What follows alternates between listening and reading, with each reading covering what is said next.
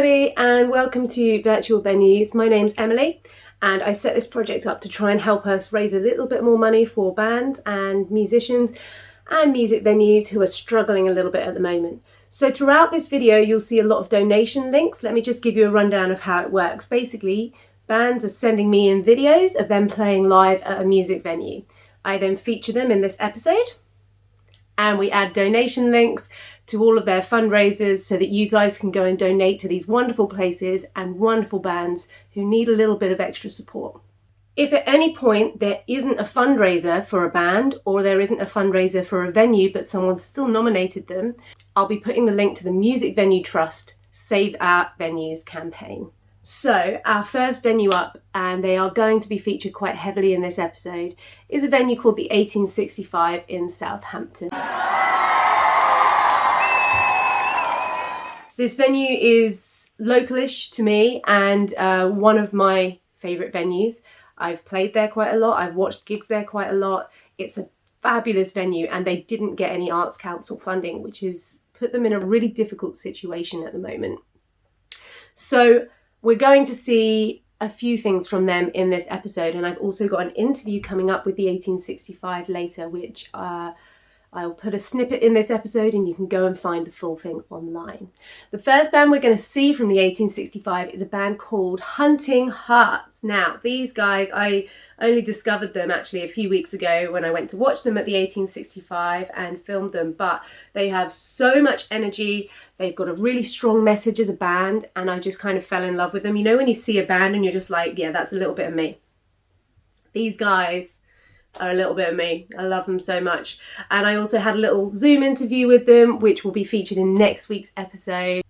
So here are Hunting Hearts at the 1865 with their song Get Running. All right.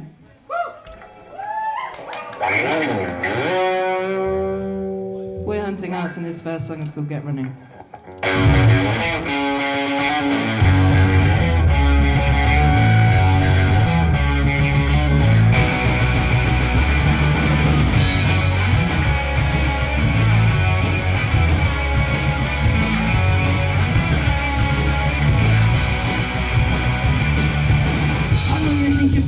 But I've seen every detail, every nasty little secret, everything that brings you in. I've seen my hand, there's nothing left to play. No cause, no cause, no cause.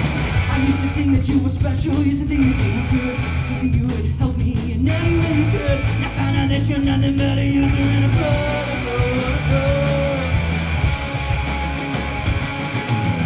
I'll burn these buildings down, the boys got them down. They're running, they're running, they're running.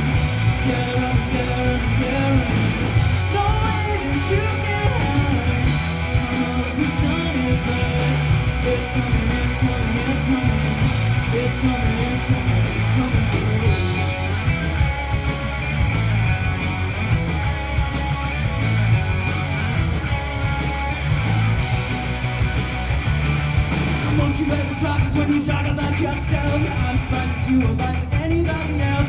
Think the world is blind to everything but I see. I tried, cause you're nearly fucking dying. Nearly lost yourself inside your greed. Your eyes are dry, but you tell the world to cry when you're shopping in your goddamn food. I'll burn these buildings down, live all this goddamn town. They're running, they're running, they're running. They're running, they're running, they're running. No way that you can hide. I'm a personified. It's coming, it's coming, it's coming. It's coming, it's coming, it's coming for you. For the first time since March, let's get a club going. I've missed you all. I'll tell you once, I'll tell you twice. Get running. I'll tell you once, I'll tell you twice. Get running. I'll tell you once, I'll tell you twice. Get running. I'll tell you once, I'll tell you twice. Get running. I'll tell you once, I'll tell you twice. Get running.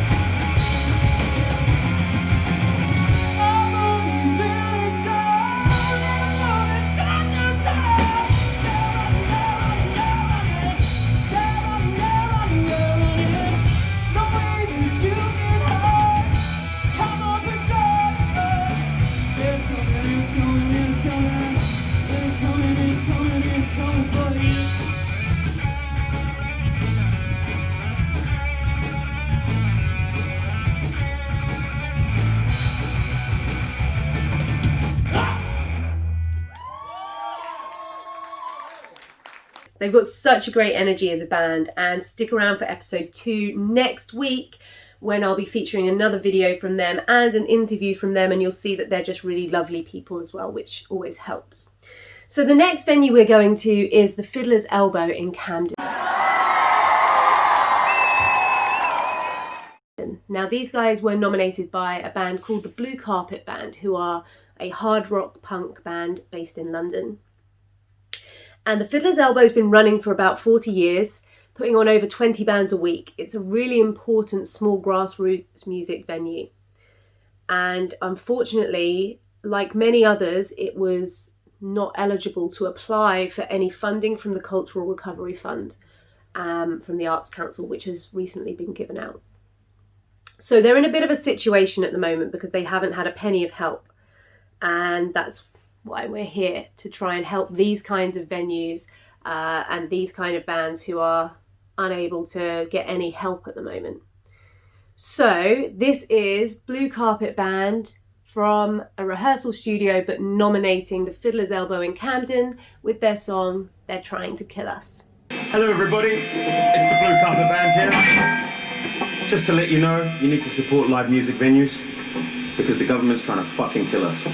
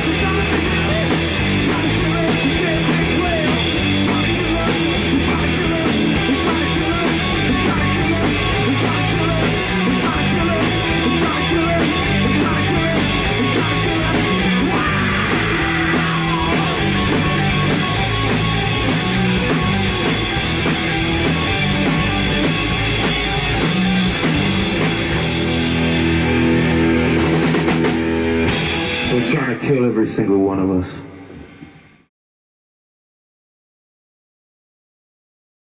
Thanks so much to those guys for sending that video in. I think most of us in the arts at the moment can relate to the sentiment of that song because it kind of feels like everything's trying to kill us at the moment.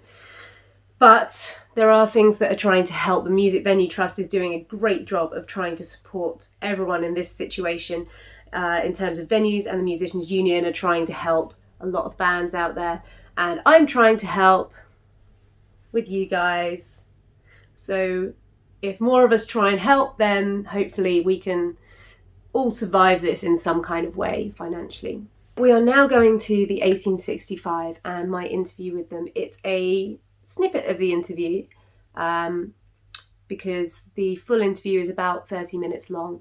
But you can find the full interview on this YouTube channel if you just go and look for the 1865 interview.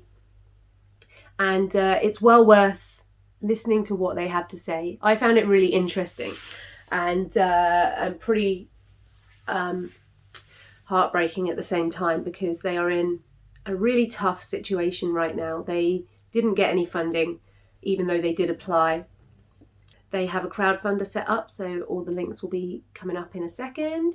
And I hope that enjoy is not quite the right word, but I hope you find this interview quite interesting. It gives you a lot of insight into what the music venues are going through at the moment. So here we are with Guy, Rich and Clarissa from the 1865. How has the current situation affected you as a business, as a venue? Sort of quite catastrophic, really. We were going to have a monster year. This was going to be a really, really big year. We had some fabulous bookings, and things have been tough. Having to close the Talking Heads. This was the year where everything had come together. The hard work of the previous years. We were over the hump of closing the Talking Heads. This was going to be the real year it came together, and next year was looking like it was going to be bringing this venue to something near to its full capacity. It's a superb venue, and we really were getting what we are on national tour. Roses bringing some very, very good acts to Southampton who wouldn't come to Southampton if this venue wasn't here. Yeah, and so it's tragic, heartbreaking. See all the hard work just disappearing month by month as the lockdown went on, and then to come out of the lockdown, Richard, Clarissa, masses of work to find acts who would work in the much reduced capacity, which we had done, and we were looking forward to a very good November and December, and we had held numerous events which went very smoothly. We'd shown not only ourselves but the customers that they could come to a gig in a safe environment, and we'd shown promoters, agents that we could do it, and to suddenly have it all taken away again and also with the added thing of we do not know how long this is going to go on for. What do we do now? Do we rebook the stuff? Do we move it? We've got no guidelines at all. What was your capacity before and what is your capacity at now? We were 860, and now we're running around, maximum we can do around about between 160 and 170. But I would say that we are running our events very properly. And that's the other thing, your capacity, your technical capacity of 160, 170 is further reduced by the fact that, as you were saying earlier, you're doing different table plans for different gigs, you've got a different setup. The costs of running a gig for 160 are pretty much like running a gig for twice, almost three times the amount of audience, because we're having to do table service, extra staff, security-wise. To service that size audience, normally we wouldn't have anywhere near the amount of staff. So obviously the costings for each event have been much higher than they would normally be. Councils and stuff sort of get all excited about an event, be it a festival or a show or something that will go on for a couple of days. Oh, it's going to bring all these people to Southampton. We're doing it 365 days a year. Yeah. And that is such a good point to make, because like you say, the music industry isn't just about the music industry. It extends into so many other different areas. When you're looking at travel companies for tour buses and stuff like that, hotels, local businesses that are getting more business from people that are being brought to an area by the music industry. And it's important to recognise that doesn't just happen with those big events. No. It's happening already, and we need to kind of protect that. Even a venue like this, we have people coming from Europe, Scotland, and all over the country for gigs sometimes. What, as a venue, what do you need from people to be able to? Well, not from people. What do you need to be able to stay open to start with? What do you need to keep your doors open? Well, money. Money. The government announced a 1.6 billion bailout to see music venues and the arts through this pandemic up until March. And they gave the money to the Arts Council to distribute the money. And for whatever reason, the Arts Council decided we didn't get any. So had we received the money that other people had got, we would be okay. I mean, they are absolutely safe now. They can last 6 months. We didn't get a penny. So we're not. No. So we've been forced for the first time ever to launch a crowdfunding scheme, which I find extremely difficult, I would anyway, asking people for money, but especially in the present times when so many people are suffering. But we have got no other choice. The Music Venue Trust said, you've got to do it now because for whatever reason the Arts Council has decided you're not worth funding. So we've launched a crowdfunding initiative, and people have been really good. I'm just so chuffed with it and grateful. And also the Music Venue Trust are absolutely, because we are now one of only 42 venues that didn't receive any nationally, that didn't receive help. We've been flagged as in the red sector of at risk, and the Music Venue Trust, Mark David, who is a hero to us all, has concentrating their whole efforts on making sure that we're still here in March, and we will be, absolutely not a shadow of a doubt. We will be here, but we could certainly do with the funds to keep the venue going, not just now, but when God willing, we can actually start. I think that's the other thing as well, because obviously the Music Venue Trust, like you say, have been doing so much hard work to get the funding from the Arts Council, but at the same time, there are there's venues who haven't been given the funding, even though they've applied, like you guys.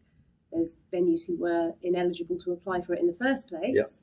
And even those venues who have been given funding, it's going to tide them over for 6 months. It's not if this goes on for another year or 2 years, we still need that help, don't we? It's come to relying on people who love music, and that shouldn't be the case. We were told to shut by the government, and we've been ignored by the funding. It shouldn't come down to our customers to save us. We should have been saved by them, I think. Absolutely. Totally agree with that. We did what we were told, and we were told we were going to get help, and we haven't. And it seems, by God, there's no other venue, and very few venues in the entire country hold the vast array of different events that we do. We literally just don't turn anyone away. If it works, we do it. We've always worked on the thing that, on the principle that this is a venue that can be used 7 days a week, and if we can have stuff on 7 days a week from Arts Council funded theatre groups to drag shows, wrestling, boxing, everything, everything that people can come and enjoy. And I don't know. I think that's what I find really lovely about this place specifically, is that you are more than a music venue. You are an entertainment venue. Because although, obviously that you have a lot of bands coming through here, a lot of music putting on, but there's a wide variety of other events that you're putting on as well. So it's almost more important than just the music industry, because it's those other industries that you're hitting as well. If I could stick wheels on it, I'd move it around. Yeah. Apart from donating, obviously, to your crowdfunder, which I'll put the links to in the video, how could people help you otherwise? Is there anything that people can do to help? If they feel safe, which we are doing everything we can do to run the event safely, so we hope they would just come into a show and supporting it that way, buying a ticket. yeah, when we can do stuff again, come support what we're doing. Keep and watch. Please sign up to our Facebook page, our mailing list, and keep tabs on what we're doing. And if you feel inclined, and I hope people do, feel strong enough about it, contact your MPs, the Echo. The Echo's been fabulous, been very supportive. Let people know what's going on here and what's happened here. Yeah. I think maybe MPs could help. I don't know. It's worth a try, though, isn't it? It's worth trying everything, I think. Donate to the Music Venue Trust, because they are a charitable organisation who are doing everything they possibly can do to support grassroots music in this country. And pretty much every damn act you see on your televisions and your computers started off coming through venues like this and venues like the Joiners. And, they started, worked their way up to O2s and stuff like that, but they started coming through places like this. And without these, it ain't going to happen. No, it's the foundation of the whole music industry, isn't it? When you come to see a gig, when you come to see an artist, it's when they can't hide. You're seeing what you can do, anything you want. You could even make me sound good in the studio. But it's when they get on the stage, you actually see what they can do. It's whether they've got it or not, and it's whether they can. The excitement. We had a band on Saturday, and even people sat down and were like riveted by his performance, their performance, and that is what you get from coming to see a band. Anyone who hasn't come to a live show, they should do it, even if they come just once. But once they come, they'll come again. Yeah, absolutely. It's an experience that you cannot get from watching something on a screen. Well, I think that's covered pretty much everything that I wanted to cover, if that's okay with you guys. Yeah, so, I hope people donate to the Music Venue Trust as well. Yes, absolutely. So thank you so much to the 1865. Thank you very much for being here with me, guys. Thank you very much.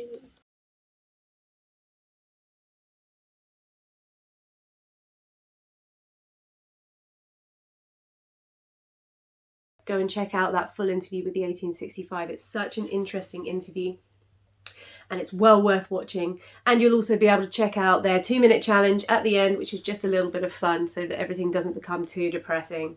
We're going to stick with the 1865 at the moment, and we're going to have another band from there, which happens to be my band, Blind Falcon. Yes, shameless plug, I know, but I've got videos, so I'm going to use them.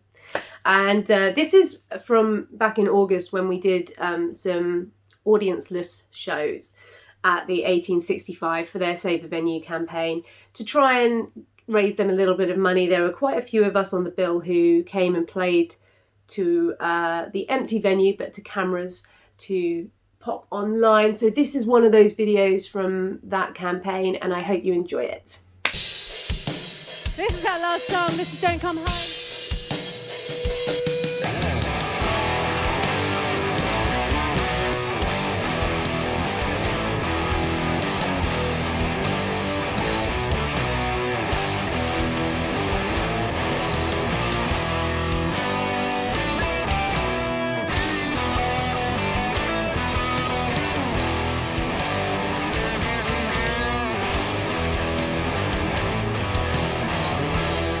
Songs will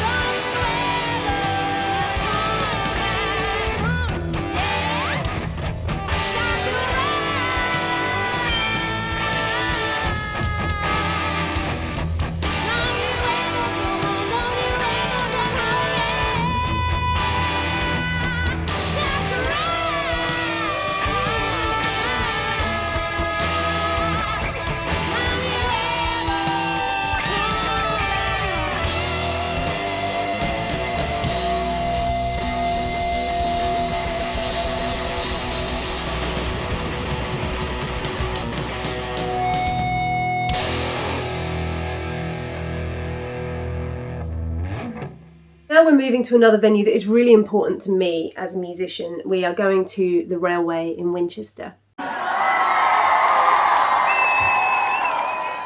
Now these guys are another venue who applied for funding but were not granted it, which is a real shame because they are such an important venue for the area. They've had so many large artists come through their doors, so many artists who have started out playing there, and they weren't given any funding, so we really need to help them out as well. This is a song by a band who have now unfortunately broken up, but this is SleazyShoes with She Got the Rope for the Railway in Winchester. She got the rope.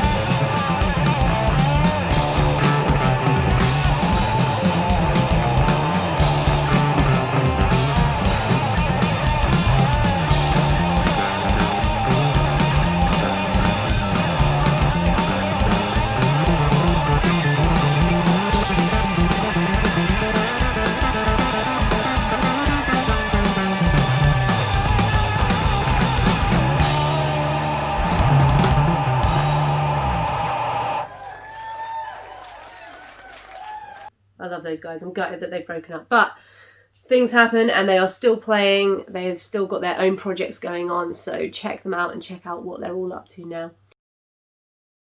So here we go back to the 1865, and we are going to see a band called Brash Bullets, who are a punk band, with their song Snap.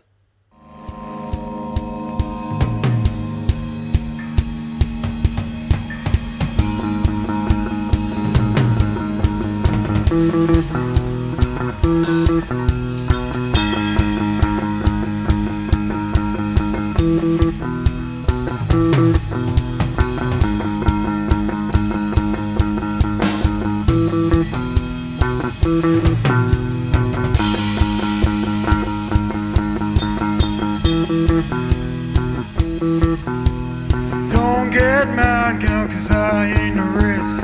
You're just as bad, girl, don't you know you're scarce? Don't get mad, girl, drop the bass real bad, cause any second now, you're gonna snap!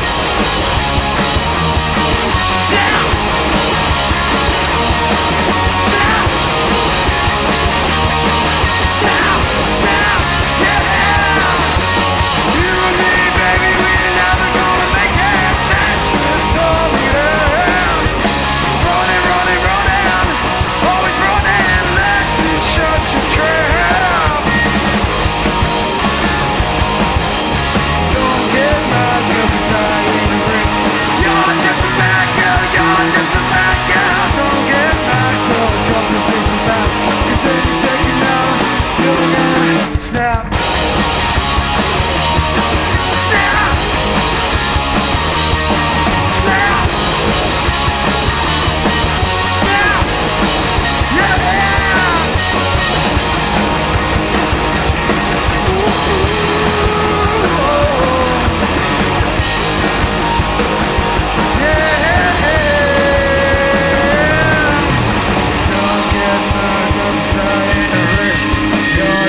Bad girl, don't you know your skits? Don't get mad, girl, drop the bass real bad, 'cause any second now. Snap! Snap! Snap! Snap! Snap!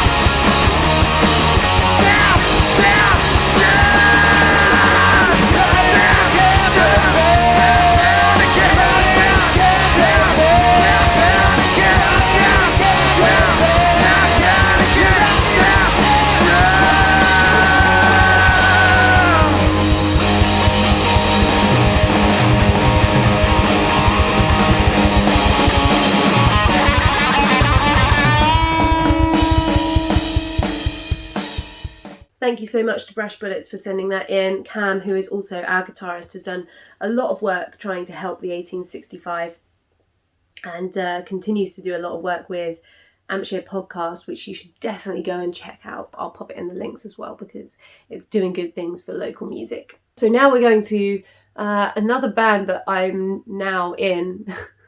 This all gets a little bit me-centric, but there we go. For the first episode, you kind of get what I'm connected to, and then hopefully we can spread out from there if you share it.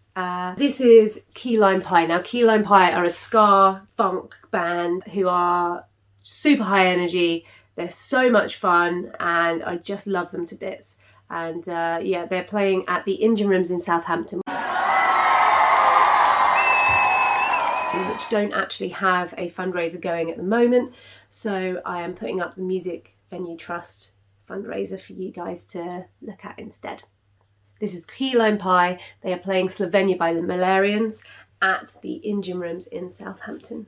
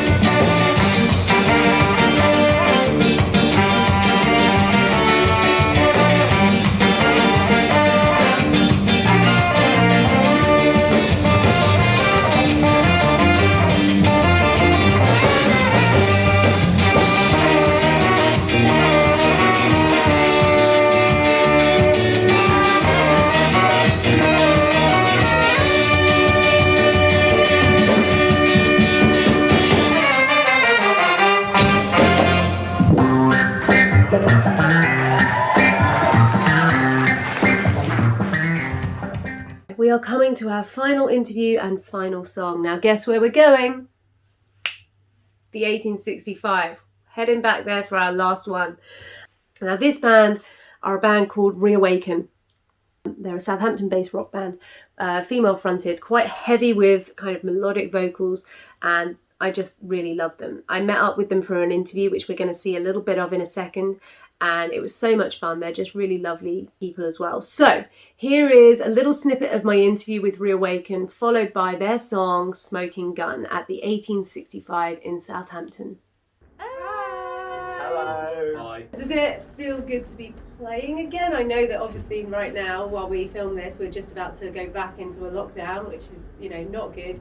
But obviously you guys have been doing a few shows in the break between the lockdowns. Does it feel good to be playing again? And Yeah. It was Interesting. nice. Yeah, it was it's nice. different. It's certainly different. Yeah, it was so much fun, like really fun gigs, but yeah, different setup. Yeah. Yeah. Like, Interesting. Playing to seated people was a bit.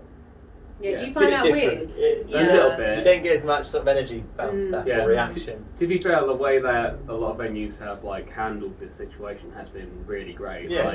Like we played the 1865 back in August, and they did a fantastic job of it. Yeah, I think all venues have done Yeah. done the best they can. It's Everyone's worked. done different things. Yeah. Yeah. Like Madden Crowd, they put They like put a like screen. plexiglass. Yeah. Yeah.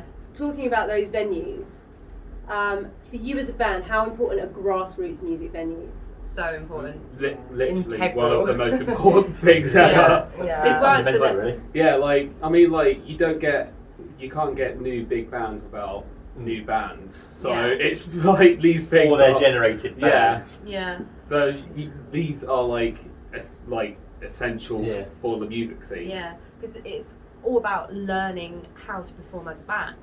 So you don't get that by going straight in at the O2. You have to go through the grassroots venues and work your way up and hone your craft in. So that's why they're so important, and they need to survive. And when you've got a good one, Yeah. like, they really know how to like nurture new bands. Yeah, Just definitely. show them how to do it properly, and it's a shame not everyone's entitled to the funding that's like necessary. Yeah. Yeah. So it's important to support that kind It's important to support. It's important to keep their doors open. Yeah. because Yeah. Otherwise, people like you don't have anywhere to play. You know. Yeah, It's- that's the problem. Yeah. Unless you've got a direct route to fame. It's very hard, isn't it? Unfortunately, none of us are like Rich relative. rich or like related to the Beatles. So Yeah, that's when it becomes tough, because then you need to get that build up, you know. yeah. And like as a band, do you find that you rely on those live gigs for your audience? I think you still do have to rely on that live, because it's if someone really likes you when they see you live, they will follow you no matter what on social medias, and they'll buy into your merch and they'll support your Spotify and YouTube and that sort of thing. Whereas if you're just approaching people via social media, they're being approached by so many different people, it's just like a wash of bands. They don't really give you the full attention. Whereas if they've actually seen you live, then they go, yes, I actually like this band, and they will give you their full attention. I agree. And I think it's also, you know, if you could have, you know, 1,000 followers on Instagram, doesn't mean they're going to come to your shows, does Yeah. it? You know, whereas if you've got 1,000 people seeing you Yeah. and they like you, that Yeah. counts for more. Yeah. Yeah. I mean, like we got near like 2,000, just under 2,700 likes on Facebook, but like Just obviously the we don't have- 2,700 people turn up at a show. yeah, No. no, obviously. Thank you so much to Reawaken for being with us today, and you can check them out on virtual venues, and I'll put all their social media details stuff in the stuff. Thank you very much, guys. Thank you. Thank you.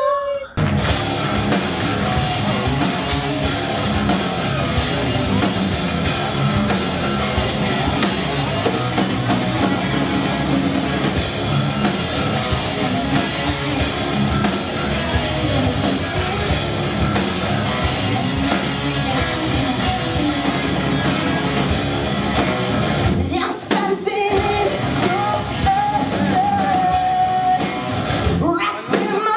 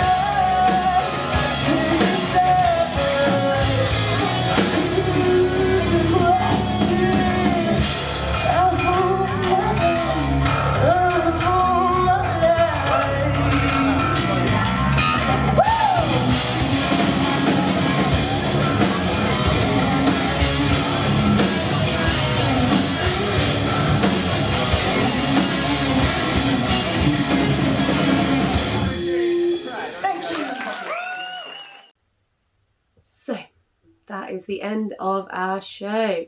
Thank you so much for getting involved and watching.